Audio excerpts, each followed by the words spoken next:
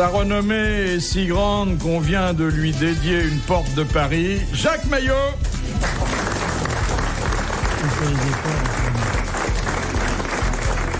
Elle est le rêve impossible de nos nuits et la réalité de nos jours à portée de main dans le couloir. Isabelle Mergo.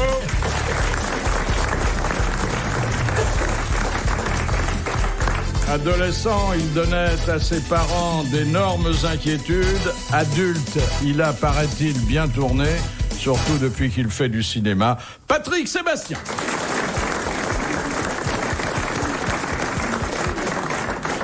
Il pousse la convivialité jusqu'au terme ultime de la digestion. Jean-Pierre Coff.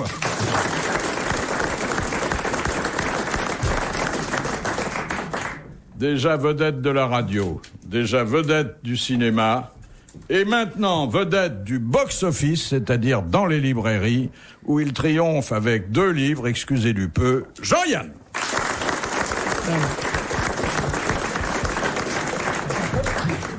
Alors, vous avez vu, je m'en vais, prix Goncourt, et je pars, prix DSK. Et ça marche bien, hein. Les deux ont beaucoup de succès. Beaucoup de succès. C'est l'homme qui a fait baisser les impôts, hein, Strauss-Kahn, c'est bien de lui dont vous parlez. Non, pas du tout. Mais alors vous le regrettez à quel titre? Je trouve qu'il était sympathique. Ah oui. Hein, bon, quel con, on aurait dû augmenter les vôtres et diminuer les miens. Je crois. Non, mais vraiment, quand il disait... Vraiment, j'aurais tellement aimé qu'il augmente un peu vos impôts et qu'il diminue les miens. Ça vous l'aurait fait encore plus regretter. Mais il disait qu'il baissait les impôts. Et c'était un vrai homme de gauche. Il s'était attaqué au taux du livret A, tout ça. Enfin, je veux dire. Ah oui, c'est une grande victoire sur le capitalisme. Ah oui, ça. Tous ces gens qui s'enrichissaient avec leur livret de caisse d'épargne, ça devenait. C'est honteux. Scandaleux. Oui. On vit une drôle d'époque. Faudrait quand même dire un mot, puisque la radio s'obstine à se priver d'image, du nouveau look, comme on dit aujourd'hui, de Patrick Sébastien. Ouais, c'est à peu près le même que Jean-Pierre Coff. Il s'est transformé en blonde, ravissante, avec des cheveux qui lui tombent sur les épaules. Ça vous rappelle des trucs? Oui, mais la barbe fout tout par terre. Hein. Mais non, c'est la femme à barbe. Je vais raser ça d'ici 2 jours. Là. C'est très curieux, hein. Mais ça m'amuse. C'est bien, moi, de l'avoir à côté de moi, parce que j'ai l'impression d'être super bien coiffée à côté. J'ai l'impression d'être un modèle de coiffure. C'est vrai.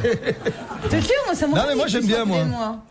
Mais vous vouliez ressembler à Jésus, à qui? Je fais ce que je veux avec mes tifs. Vous faites bien ce que vous voulez avec. On dirait la petite Chelina un peu.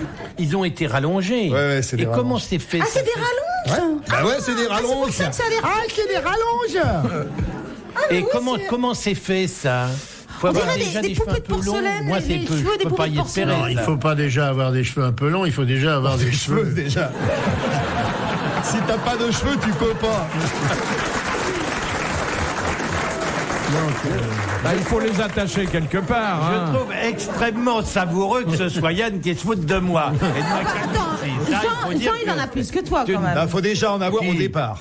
Derrière, il est quand même plus touffu que toi, non, je trouve. Mais pas du tout, parce que moi, je suis très entretenu.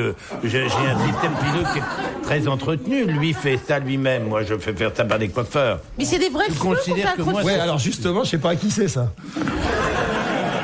Ophélie Winter? Ben, je sais pas, non. Des vrais cheveux? C'est vrai cheveux. Sauf que tu peux pas les coiffer, tu peux pas passer le peigne. Si. Tu peux te mais faire un comment c'est chignon? attaché Tu alors? peux tout faire. C'est scotché avec c'est de la kératine, c'est des points de kératine, mais tu les peignes, tu les laves, tu les mets en 2 heures et tu les enlèves en 1 heure. On pourrait quand même essayer. Tu vas quand même essayer. C'est très joli. Mais il faut un truc pour accrocher, donc tu peux pas te les faire mettre sur la tête, faut que tu choisisses ailleurs. Il aura une queue de cheval. Mais moi, ça m'en fait 2. Ça serait amusant d'avoir des rallonges comme ça sur le système pileux pubien. Oui. Oh oui. Ça Très très Et long. puis ça irait bien avec tes porte-chartelles que tu mets. Ah oui, ça que tu serait nous as raconté. formidable. On verra plus ton sexe. Ah bah si, mais il me montrera la tête au travers. Tu vois ce que c'est? Des grands cheveux qui tombent comme ça et tout à coup, une petite chose qui se lève comme ça, qui grossit, qui grossit, qui grossit. Oh, on n'exagère pas non plus. Non mais à partir de, Non, à mais partir ça, de rien, c'est toujours plus gros. ça fait comme les rideaux de perles dans les... Ouais, mais oui. Mais moi, c'est Surtout formidable. toi qui adore les perles. Je vais m'en mettre. Vous avez jamais eu les cheveux longs, monsieur Bouvard? Ben, en ce moment, qu'est-ce que j'ai? Ça, c'est des cheveux longs, ça. Quand j'étais à la coloniale, ils étaient plus courts. Nous n'en avons pas, monsieur Yann et moi, de quoi accrocher sur le... Mais attends, arrête de dire monsieur Yann et toi. Toi, tu en as pas. Lui, il en a. Non, sur les côtés, j'en ai, mais pas sur le dessus. Qu'est-ce que c'est que cette façon de lui cirer les godasses comme non, ça? c'est vrai. Il n'a pas de cheveux, quoi. C'est une Vous évidence. n'allez pas me faire croire qu'il a un système pileux développé. Ah, sur le il dessus est du pas, crâne. non, il est pas très fourni, mais quand même un peu plus. Il a même des que cheveux toi, sur les mains, regarde. Pour lire l'heure, il est obligé de se souffler sur le poignet. Mais ce qui m'inquiète, tu serais pas en train de nous faire un petit... Tu les rabats Mais je fais rien du tout, regarde dedans, qu'est-ce que je fais? Non, il je en suis a pas Giscard, 27. moi. Il y en a deux célèbres, un dans chaque camp, c'est Fabius et Giscard. Philippe Bouvard sur RTL, 4h, 4h30, les grosses têtes dans la nuit des temps. Alors, vous avez vu ce qui se passe dans le rugby. Là, il y a une inquiétude pour Tournaire. Ouais, il a mordu un mec. Il aurait mordu l'oreille comme Tyson, d'ailleurs. Après, ça se fait souvent, au rugby. Oui, mais ça saigne pas, ça n'a pas saigné. Il dit qu'il lui parlait à l'oreille, qu'il lui disait qu'il était interdit de marcher quand on ne jouait pas le ballon. Moi, je dis C'est qu'il vraiment a voulu... acharné sur lui, hein. Il a voulu lui on faire a une fait bise et l'autre a bougé, c'est tout. Il lui a fait le haka à l'oreille. Mais les oreilles de cochon, c'est bon normalement, hein, bien grillées.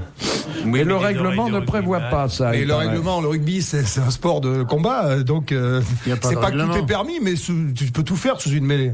S'ils ont envie on a vu des trucs incroyables. non, mais S'ils là- ont envie de s'attraper, se mordre les oreilles, personne ne le voit. Ils le font aussi. Ah, bien sûr qu'ils le font. Mais Ils peuvent le moi, faire. je me mêle. Ils peuvent le faire en même temps, même. Ça, c'est encore plus dur.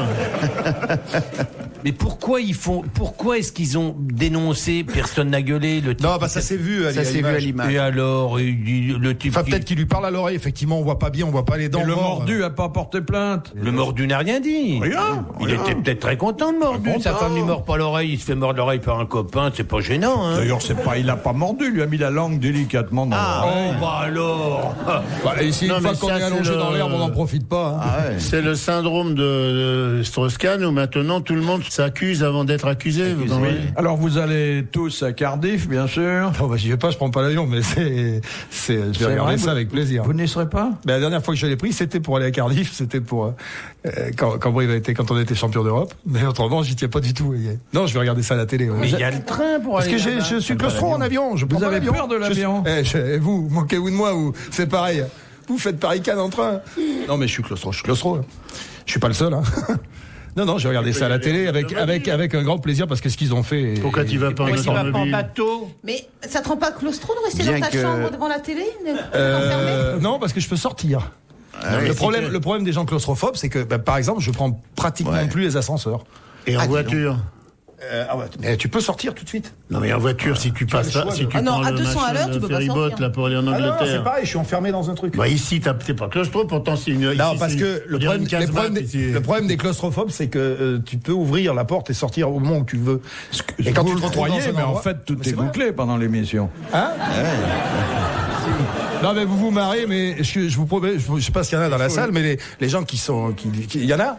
Ouais, il y a des gens qui sont comme moi. Je vous jure, c'est insupportable. Hein. Vous avez des malaises. Alors et- tu pourrais pas te faire attacher. Pourquoi tu veux m'attacher Non, je sais pas, je te demande. On pourrait pas t'attacher. Non Non, t'aimes pas ça.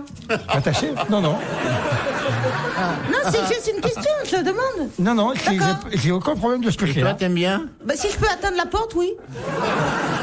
Au moins avec les pieds, quoi. Moi, je suis claustrophobe dans ma baignoire quand je mets mon doigt de pied dans le robinet. Parce que dans une baignoire, on s'ennuie un petit peu généralement. Ouais. Bah, je viendrai. On peut pas lire parce que les pages gondolent, tout ça. Et en même temps, moi, je me suis acheté des trucs relaxants, donc faut quand même rester dans la baignoire. Il y a un petit canard. Non, je sais pas, ça mousse, enfin il paraît que ça relaxe, ça coûte très cher, alors moi je Ouais, me c'est dis des que, trucs, effectivement ça c'est fait des trucs effet. ronds et épais, Et tu mets les doigts de pied dans le. Et alors je mets le doigt de pied, je m'allonge et Mais c'est pas en obligé face- de mettre le doigt de pied. Non, Tu peux absolument, mettre seulement les trucs relaxants sans le doigt de pied. Pourquoi tu mets le doigt de pied dans le Ça robinet marche Je sans le sais doigt de pas pied. pourquoi, il y a ce robinet devant moi, je sais Oui, pas quoi l'attirance faire. du trou. Ou l'attirance du trou, je sais pas, ou je sais pas quoi faire. Et je le mets tout, et puis il y a toujours une petite goutte qui tombe. Ah oui, souvent. Hein, souvent. Alors, je sais pas, je mets Ouais, l'orteil et la dernière fois, je suis restée coincée. Mais c'est très. Je vous jure que c'est angoissant. Hein. C'est comme quand on met le doigt dans une bouteille, par exemple, et qu'on peut pas le ressortir. Moi, ça m'angoisse. Est-ce que ça tu rigoule. pourrais nous donner les vraies raisons, les raisons valables pour mettre le doigt dans une bouteille ? Bah, par exemple, quand il y a un peu de bouchon, quelque chose comme ça. Ouais. Et je sais pas, c'est On ça. veut l'enlever avec le doigt et on laisse le doigt à l'intérieur de la bouche. L'autre fois je l'ai fait avec le pouce, il y a une petite angoisse, quoi. Ou alors quand j'essaye les bagues d'une copine, par exemple, pour voir si on a les mêmes doigts. C'est pour retirer le bouchon d'une bouteille, c'est pas avec le pouce. Bah moi je le fais avec le pouce. C'est pour On ça. l'imagine chez elle avec le doigt dans la bouteille et le doigt de pied dans la bouteille. Et les bagues des copines à l'autre main. Ah non, mais le pire qui me soit arrivé, c'était à l'hôtel. On m'attendait à la réception, et puis j'avais une très belle robe et tout. Je finissais de me maquiller, et puis il y avait une boîte de Kleenex accrochée au mur. Et je croyais qu'il y avait encore des Kleenex dedans. Alors je mets mon doigt dedans, puis je cherche et je peux plus ressortir la main. Mais comme je suis très nerveuse, j'étais complètement angoissée et tout, et impossible de retirer la main par la petite fente de la boîte de Kleenex. J'ai tiré, je me suis retrouvée avec la boîte de Kleenex en fer dans la main. Impossible de l'enlever. Et je suis descendue à la réception. J'étais en robe longue avec cette boîte de Kleenex comme ça. Et on a tordu les extrémités, puis on m'a sorti la main. Elle Voilà. vit dangereusement, hein. Mais Ouais. c'est vrai que je me mets toujours dans des trucs et j'arrive plus à sortir. Les grosses têtes dans la nuit des temps. Sur RTL, de 4h à 4h30.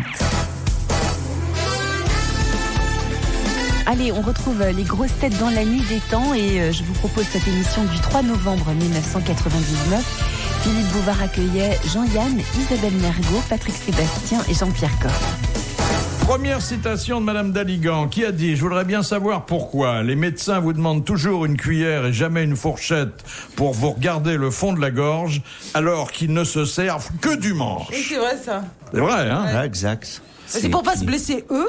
Peut-être, d'ailleurs, peut-être. Mais enfin, il faudrait plutôt me dire Quoi, le nom du médecin? qui a fait cette remarque. Des proches? C'est des proches. Bonne réponse de Patrick Sébastien. C'est du déproche.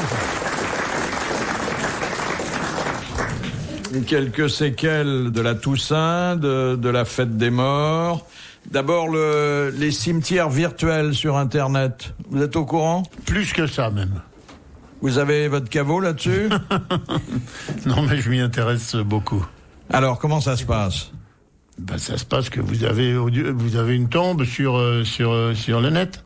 Pas dans un cimetière. Vous pouvez visiter, oui, bien sûr. Oui. Il y a une tombe sur. C'est pour vous, ça. T'as vu comment c'est grand, Internet? Mais c'est pour faire quoi? C'est pour se recueillir devant C'est l'écran? pour mettre, oui, les gens qui ne peuvent pas venir aller au cimetière peuvent laisser un message à la famille, à tout un tas de choses. Alors, il paraît que c'est bien.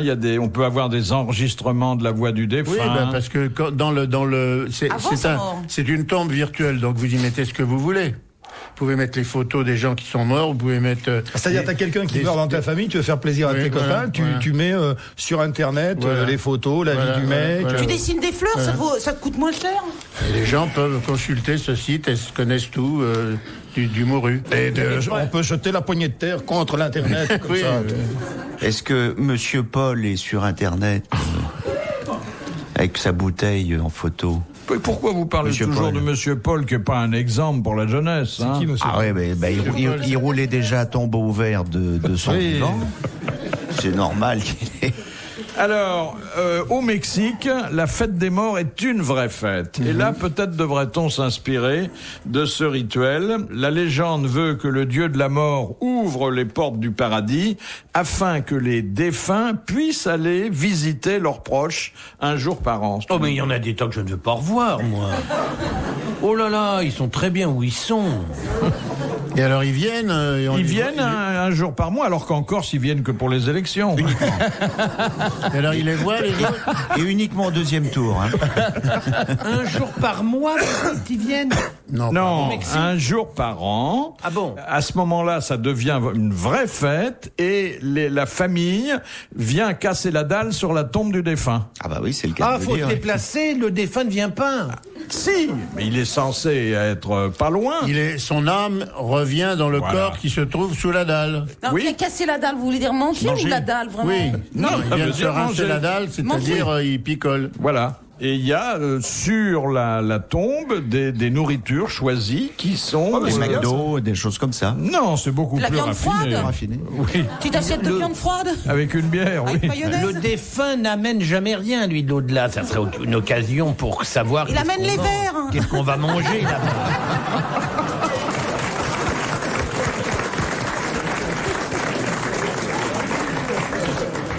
Non, mais il y a des desserts qui sont particulièrement raffinés. Et il y a des têtes de mort en sucre coloré ou en chocolat. Poularde demi-deuil. Et des petits squelettes en masse-pain. Oh, c'est de bon goût. Et des cercueils en nougatine. Oh, bah oui. C'est Leclerc qui vend ça, non? Enfin, le frère. Celui qui est dans les pompes. Qui est dans les pompes, funèbres, oui. Il faut avoir un sacré caddie pour prendre... Non, mais je crois que nous, sur le plan des cimetières, on est très en retard. Mais moi, j'ai fait ça, moi. On a un copain, tous les ans, pour l'anniversaire de sa mort, on va casser la croûte sur sa tombe.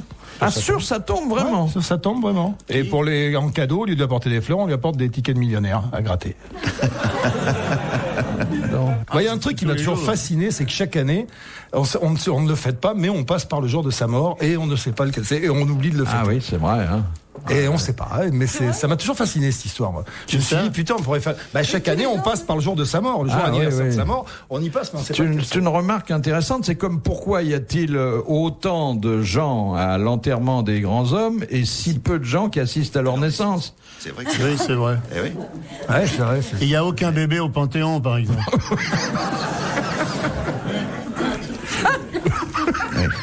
Ah oui. Et moi, j'aimerais tellement qu'on rigole. Je voudrais qu'on vide ma cave. Moi, je continue à acheter du vin, même à mon âge, pour que on soit pas démunis le jour où ça va m'arriver.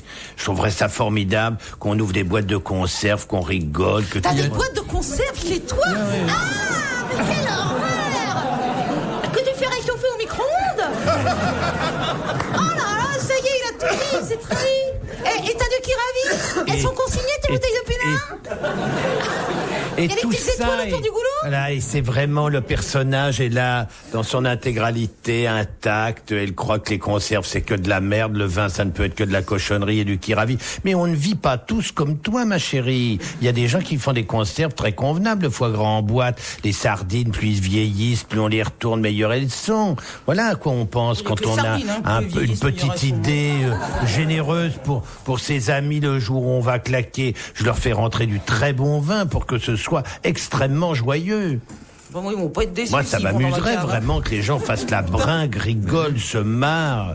Ça, j'adorerais cette idée-là. Je trouverais ça sinistre. Moi, à chaque fois que je veux faire une cave, j'y arrive pas, mais je le bois. Comment tu fais, toi, pour pas le boire? Moi, je peux pas. Et j'en bois beaucoup, mais j'en fais rentrer beaucoup. Moi, j'ai beau en faire rentrer, ça sort. Oui, d'accord, mais il faut qu'il y ait un rythme continu. Non, il s'est fait une belle cave parce qu'il met en bouteille tout ce qu'il renverse. Oh, vous l'emporterez pas au paradis. Une nouvelle dont j'hésite d'ailleurs à la classer dans les affaires religieuses ou dans les affaires politiques. C'est le gouvernement, qui prouve qu'il continue à fonctionner et qui vient de prendre la décision. On avait souhaité que le Jour du Seigneur, qui est l'émission préférée de Jean-Yann, j'adore ça, soit diffusé alternativement par France 2 et par France 3. Eh bien, le gouvernement a demandé que ça soit toujours France 2 qui garde le Jour du Seigneur. Voilà un gouvernement. Ça veut dire qu'on ne peut pas... On les gouverne. Ça, c'est les mecs qui font quelque chose pour le pays, au moins. Ah, ça, c'est... Mais moi, je regarde tous les dimanches, moi. Ils ont juste demandé que ce soit Gérard Rolls qui anime, c'est tout. Moi, je regarde tous les dimanches le Jour du Seigneur. Je regarde tout. C'est vrai? J'attaque à 8h avec le truc musulman, après le Rabbi Jacob, après je me farcis les protestants, et moi j'aime bien ça. Je coupe le son, c'est très marrant, et alors je mets d'autres musiques. Quoi, par exemple? Je sais pas, des trucs, du rock, du machin celte et tout, du bignou. Ils auraient pu... C'est marrant de voir une grand-messe au bignou. C'est pratique de le faire à la télé parce que t'évites la quête. C'est une belle émission, il y a des costumes, il y a de la musique, il y a du texte. Ils changent pas le texte, hein, d'une mais semaine les à l'autre. costumes sont beaux. Ah oui, les costumes sont ravissants. Il y a des robes magnifiques. Je sais pas qui fait ça. C'est peut-être Jean-Paul Gaultier. Il y a beaucoup de C'est Castelbajac qui Castelbajac. Les soquettes, c'est Balladur qui les fournit, je crois. Ah non, Balladur a des chaussettes. C'était Bérégovois, les soquettes. Quelle est la différence? Les soquettes, elles s'arrêtent en dessous? Voilà. Non, mais c'est bien la messe. Moi, j'imagine le mec qui éteint sa télé le samedi soir à 1h30 sur Canal+, qui la rallume juste après le dimanche matin, en se disant, tiens, encore des femmes à genoux.